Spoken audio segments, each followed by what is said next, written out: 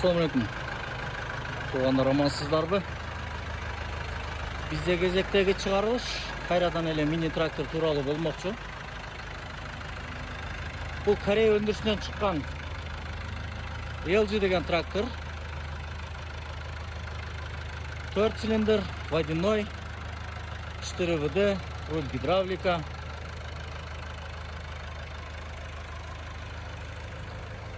Тракторыбыз Кудай кааласа ишке даяр.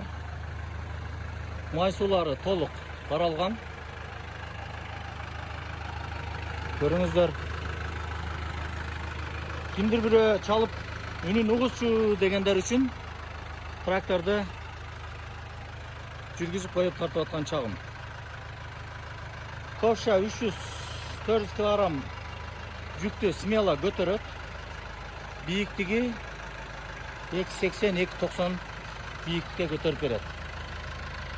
Бул Кырчет ат күчүндөгү LG тракторубуз Ош шаары Жапалак Унаа базарында өз кардарын күтүп аткан чагы. Келиңиздер. Биз сиздер менен кызматташып иштешүүгө даярбыз.